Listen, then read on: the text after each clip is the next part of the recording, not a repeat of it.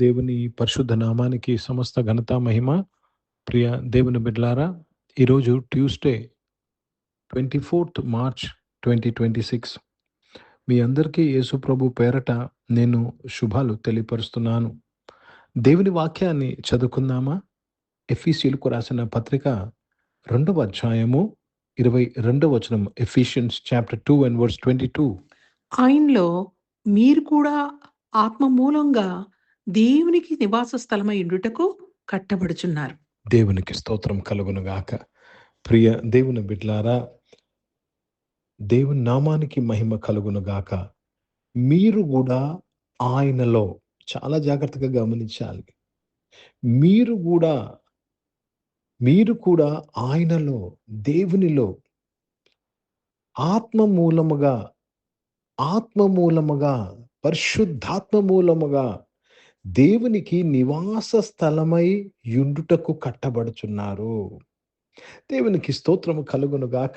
ప్రియ దేవుని బిడ్డలారా, ఇక్కడ మనము పరిశుద్ధాత్మ దేవునికి నివాస స్థలము. చివరికి నా స్పిరిచువల్ యాత్రలో, ఈ ఆత్మీయ యాత్రలో ఏది సంపూర్తి కావాలి తెలుసా? దేవునికి నువ్వు నివాస స్థలముగా ఉండుటకు కట్టబడాలి.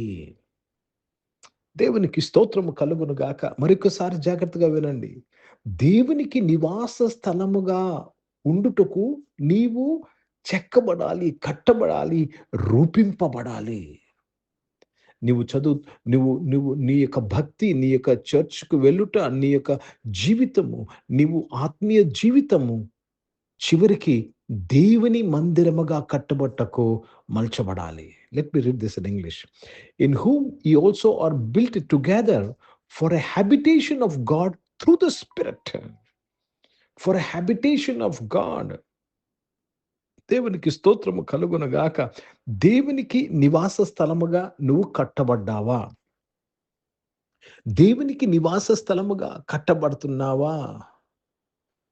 సంఘం యొక్క పని, దేవుడు ఈ భూమి మీద ఈ సంఘం యొక్క పని ఏం పెట్టాడు తెలుసండి? ఇన్ని సంఘాలు ఉన్నాయి, మన సంఘాలు ఇన్ని సంఘాలు ఉన్నాయి.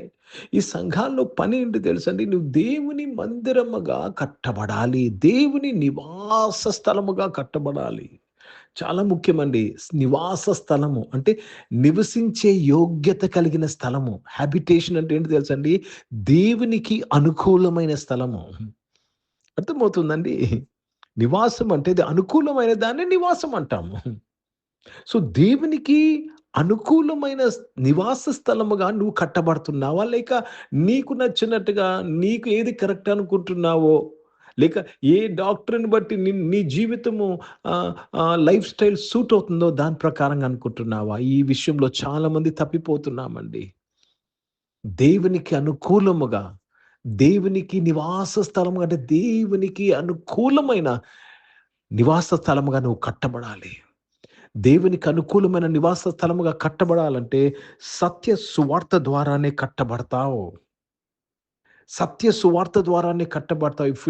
If your doctrine is not of Christ, క్రీస్తు బోధలు కాక వేరే బోధలతో కట్టబడుతున్నావు అంటే దేవునికి నివాస స్థలముగా కట్టబడటం లేదు. కాబట్టి ప్రియ సంగమా, ప్రియ దేవుని బిడ్డలారా, ఈరోజు దేవుడు మనందరితో మాట్లాడుతున్నాడు. మన యొక్క గోల్ ఏమై ఉండాలండి? నేను దేవునికి నివాస స్థలముగా ఆత్మ ద్వారా కట్టబడాలి. కట్టబడటకే దేవుడు నిన్ను రక్షించుకున్నాడు. దేవునికి స్తోత్రము కలుగునుగాక. ప్రియ దేవుని బిడ్డలారా, హిందీ में पढ़ेंगे एफिसियों का पत्र, उसमें 2रा अध्याय और 22 वचन पढ़ रहे हैं. एफिशियंस चैप्टर 2 और वर्स 22 पढ़ रहे हैं. जिसमें तुम भी आत्मा के द्वारा परमेश्वर का निवास स्थान होने के लिए एक साथ बनाए जाते हो. देखो, परमेश्वर का निवास स्थान बनना है. आपके हिसाब से नहीं, परमेश्वर के हिसाब से बनना है. परमेश्वर का निवास स्थान बनना है. आप దేవునికి స్తోత్రం కలుగునుగాక.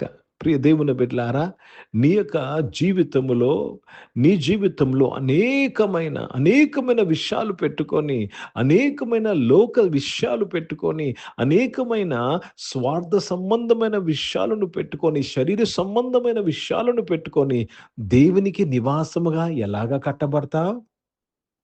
ఆలోచన చేస్తున్నారా?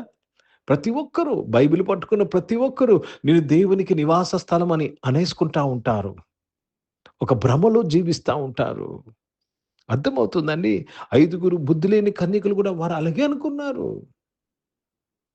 People are taking it for granted. You are being deceived. With all other things in your life, with all other mess in your life. నీ జీవితంలో అన్రైచియస్నెస్ ఉంది, దుర్నీతి, అవిశ్వాసము, ఆజ్ఞాతిక్రమము, ఇవన్నీ పెట్టుకొని దేవునికి నివాసంగా ఎలా కట్టబడతావు నువ్వు? ప్రియ దేవుని బిడ్డలారా, నీవు యేసు ప్రభు రక్తము చేత కడగబడి మారు మనస్సు పొంది, you have to repent, you have to change your mind, change your thinking. Then only you will become the habitation of God, the tabernacle of God. కాబట్టి ఈరోజు దేవుడు కోరుతున్నది ఏంటి తెలుసా?